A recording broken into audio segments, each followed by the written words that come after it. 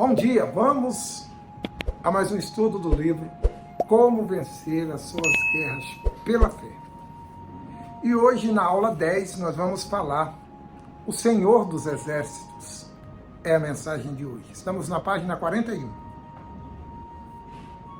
O Senhor é homem de guerra. O Senhor é o seu nome. Está no livro de Êxodos, capítulo 15, versos 3, esse versículo. O Senhor dos Exércitos é a mensagem. Não é incrível encontrar em um único versículo 3 vezes o título Senhor dos Exércitos? Para mim, isso significa dizer que Deus quer despertar os valentes e suscitar coragem em seu povo para enfrentar todas as hostes de Satanás. Portanto, diz-lhes: assim diz o Senhor dos Exércitos, tomai-vos para mim, diz o Senhor dos Exércitos, e eu tornarei para vós outro, diz o Senhor dos Exércitos.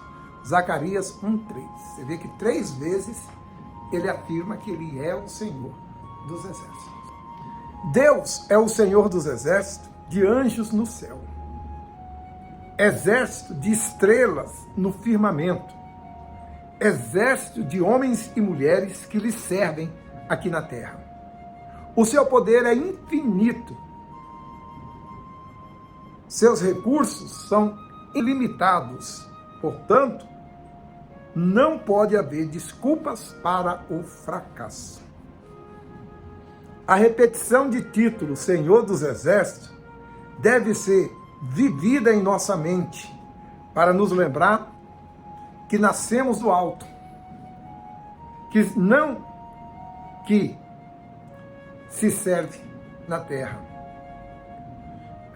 Homens, exército de homens e mulheres. É isso? É isso. Vou começar de novo. Deus é Senhor dos exércitos de anjos no céu, do exército de estrelas do firmamento, do exército de homens e mulheres que lhe servem na terra. O seu poder é infinito, os seus recursos são ilimitados. Portanto, não se pode haver desculpa para fracasso. A repetição do título Senhor dos Exércitos deve ser vivida em nossa mente para nos lembrar que nascemos do alto, fazemos parte do exército que triunfa sempre, não importando o tamanho da batalha, grau de dificuldade da batalha ou arma que o inimigo possui. Povos de todas as nações conheciam bem a importância de um exército. Naquela altura, pois, viviam em constantes conflitos. As guerras aconteciam para tomar território do outro, para saquear os bens ou ainda para impor impostos altíssimos.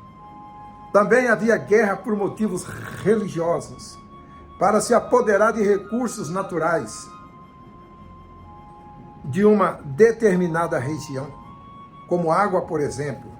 Por isso, quando Deus se identificou para o seu povo como Senhor dos Exércitos, ele sabia que Israel entenderia bem essa linguagem, já que a nação vivia tendo que se defender de ameaças constituídas por altas e fortes muralhas ao redor de suas cidades e se manter em vigilância 24 horas, para não se pegar de surpresa pelo inimigo. Essa foi a maneira que o Todo-Poderoso usou para que Israel atentasse para as suas palavras e entendesse o propósito divino em suas vidas. Assim, diz o Senhor dos Exércitos, quer dizer que Ele é o Senhor da vitória. Ele é o Senhor que garante prevalecer na fé, na vida, prevalecer sobre o inferno, permanecer dentro do reino de Deus. Portanto, o Senhor dos Exércitos é quem tem todos os armamentos da guerra espiritual. Ou seja, todo o poder e toda a autoridade para se conduzir em triunfo aos seus servos. Penso que ao repetir que Ele é o Senhor dos Exércitos, Deus queria mostrar que muitas pessoas, apesar de ouvirem ou lerem a respeito do seu poder, não entendam que esse poder está à disposição delas. Mesmo que a explicação da Bíblia seja bem clara, grande parte dos cristãos vive a palavra de Deus. Diante disso, as promessas gloriosas da Sagrada Escritura não passam de informações para elas.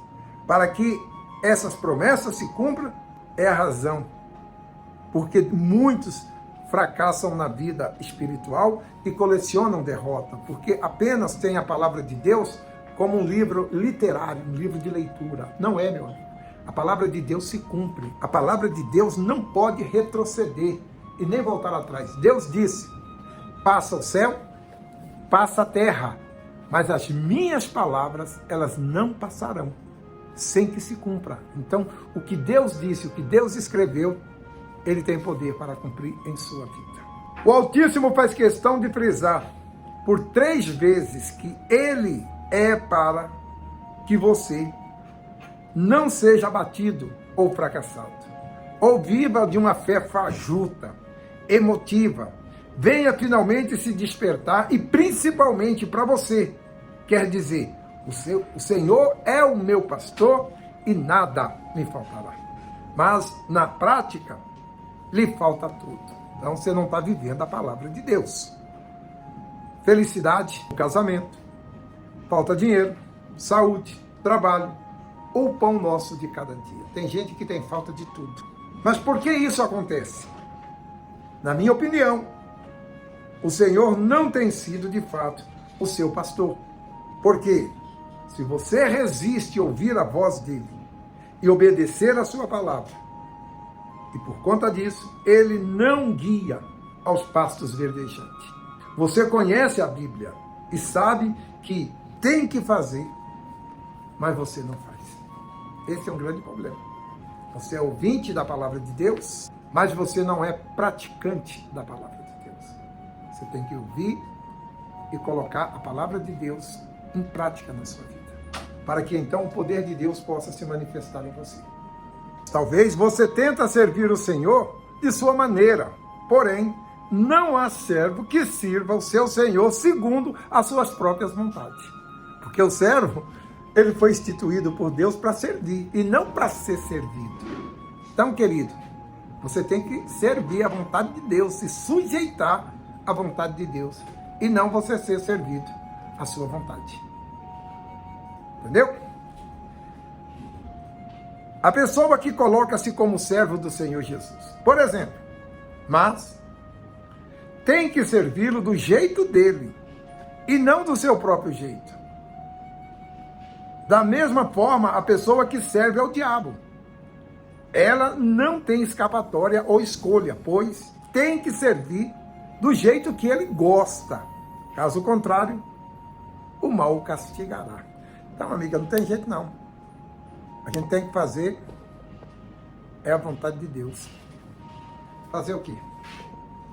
O que você pode fazer? Servir é servir.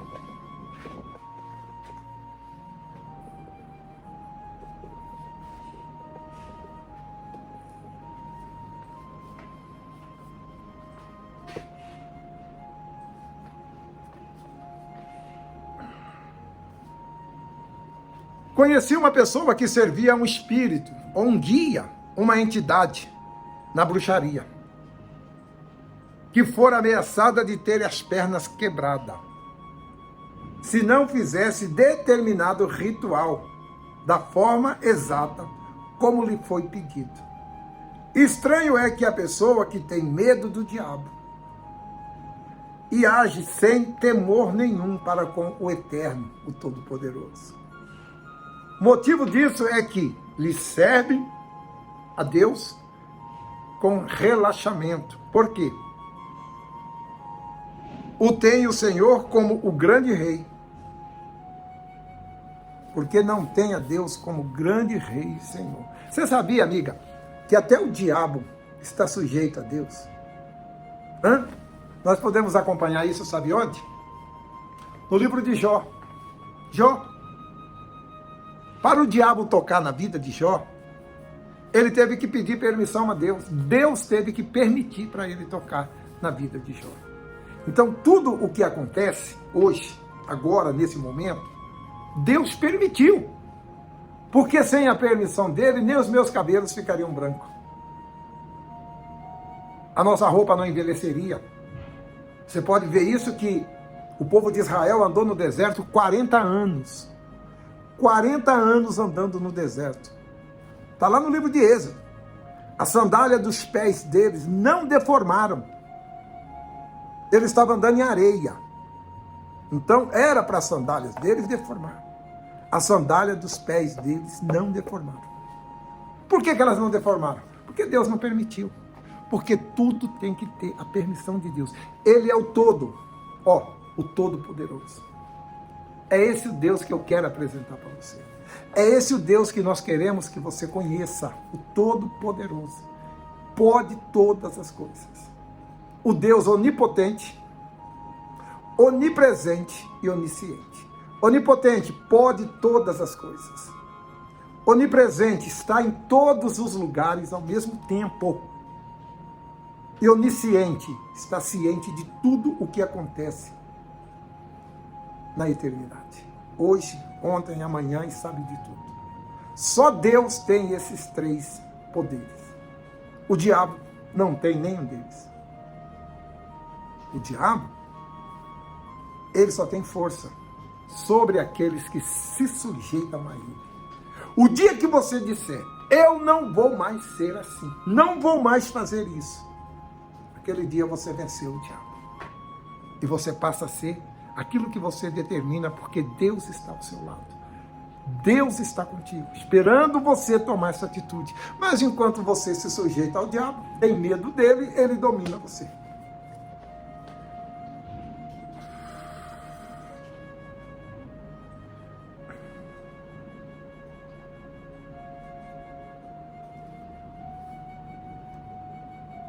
Eu venho pregando e falando sobre o Senhor dos Exércitos há décadas e enfrentando os piores opositores do inferno.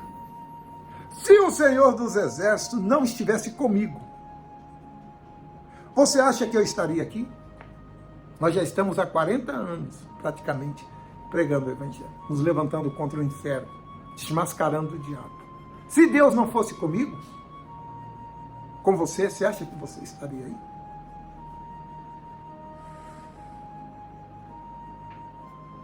Você não acha que as entidades já me teria destruído? Não teria me subjugado? Então, por quê? Eu permaneço em pé e na fé.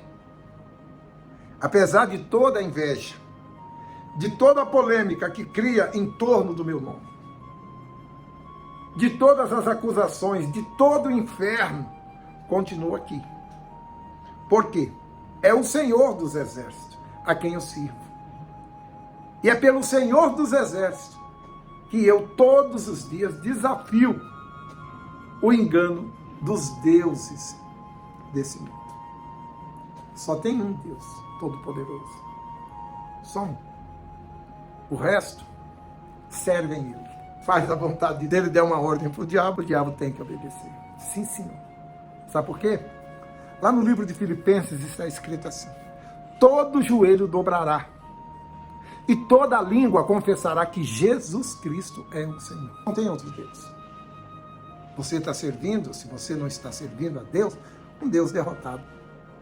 Um Deus derrotado, que no fim vai ter que se dobrar. Essa é a minha fé, a fé que eu prego na Igreja Universal do Reino de Deus. E que creio, e convido você a vir comigo, para arrebentarmos juntos com o inferno. Mas, quem não quer crer, não posso ajudar. O que eu posso fazer? Nada. Você não crê. Você está apegado a coisas materiais. Um dos maiores enganos que o diabo causa nas pessoas é que o pastor é ladrão. De fato, nós somos. Nós roubamos alma que está indo para o inferno para trazer para o nosso Deus. Nós somos ladrões de alma. Não foi o que o Senhor Jesus disse? Que o diabo veio a roubar, matar e destruir. Você acha que ele vai roubar dinheiro, amiga? Ele quer alma. Ele tem roubado almas. E nós, então, estamos roubando dele as almas e trazendo para o reino de Deus. Um dia eu fui roubado e me entregaram para o reino de Deus. E eu abracei isso. E quero que você também, você que está aí, que diz que o pastor é ladrão, de fato é ladrão de almas do reino do inferno. A nossa pregação é intrépida, porque não há como ignorar uma guerra espiritual instaurada nesse mundo. Essa guerra é implantada até nós mesmo, pois, para que obedeçamos a palavra. E precisamos vencer a nossa própria carne, em todo o tempo, militar em oposição à vontade de Deus. Todo o tempo nós temos que estar lutando contra a nossa carne, contra a nossa vontade e contra o diabo. É somente pela guerra espiritual que homens e mulheres comprometidos com o Evangelho levam a luz onde há trevas, a fim de que almas sejam conduzidas ao Senhor Jesus e fiquem livres da escravidão espiritual e da morte eterna. Então, quem ignorar a realidade da peleja entre o bem e o mal, a luz e as trevas, entre o reino de Deus e o reino do diabo que ele está formando aqui nesse mundo, tombará nesse conflito, independentemente do título eclesiástico que essa pessoa tem, diploma acadêmica, posição que ela ocupa nesse mundo, boas intenções, conhecimentos bíblicos, tempo de igreja, não importa se você é o presidente ou é o último homem da face da terra. Você vai tombar se você não se voltar para a luz que é o Senhor Jesus. Iniciar aqui uma oração. O coordenador vai dar sequência. Deus, abra a mente dessas pessoas, Senhor. O entendimento dela, porque a tua palavra diz que o príncipe desse mundo cegou o entendimento das pessoas. Elas ouvem, elas leem, mas não conseguem entender. Para que elas possam compreender que nós estamos numa guerra espiritual e que precisamos da luz para vencer as trevas deste mundo. Pai Santo, ilumine a mente de todos que ouviram esse estudo, para que possam assim se chegar à luz e ser mais um soldado para vencer as forças espirituais do mal.